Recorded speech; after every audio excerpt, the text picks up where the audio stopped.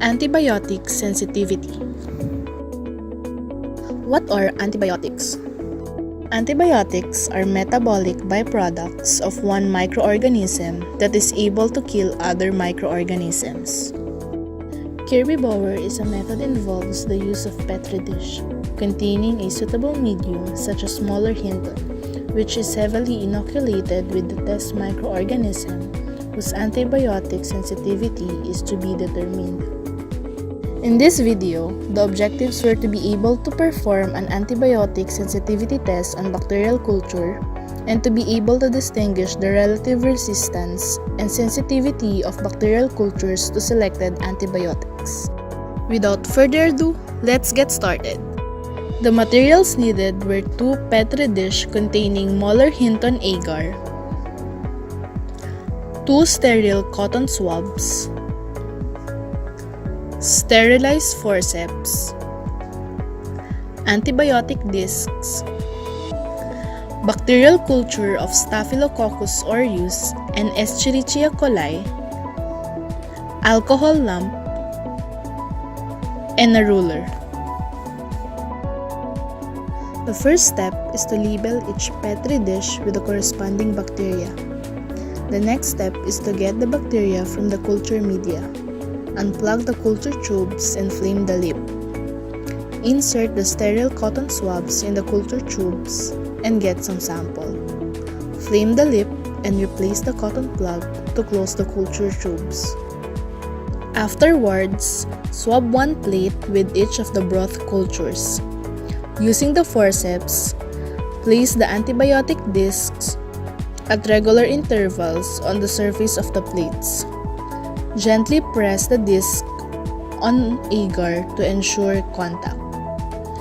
Invert the plates and incubate within 2 days at 37 degrees Celsius. You can see the bacteria diffuse radially, forming a zone of inhibition.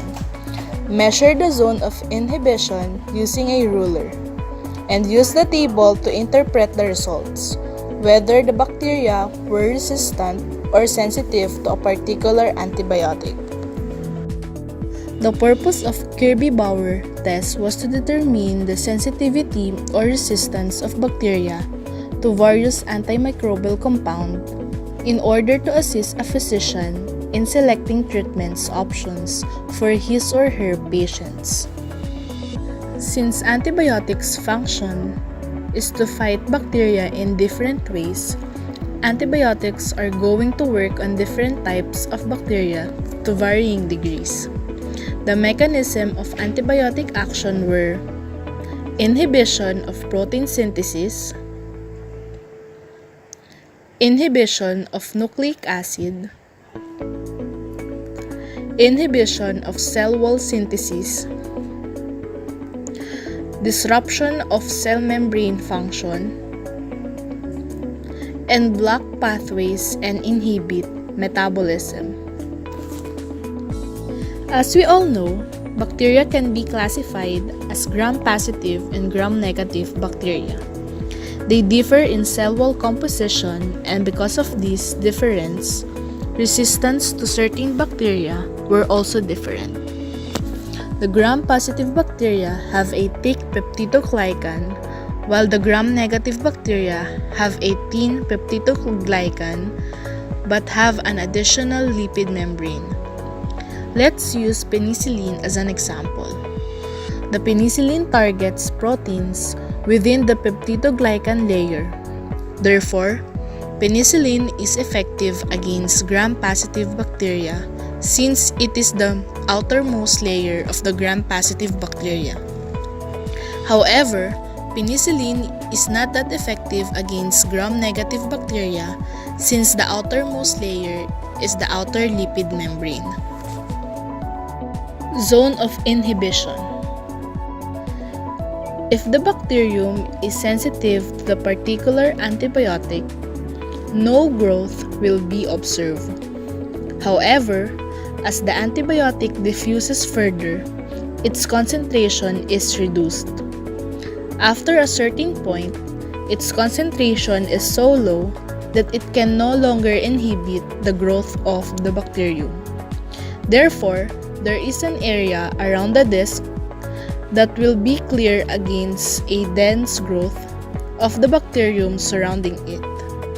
The zone of clearance is defined as the zone of inhibition. The zone of inhibition is used to determine whether a particular bacterium is susceptible to the action of a particular antimicrobial agent or not.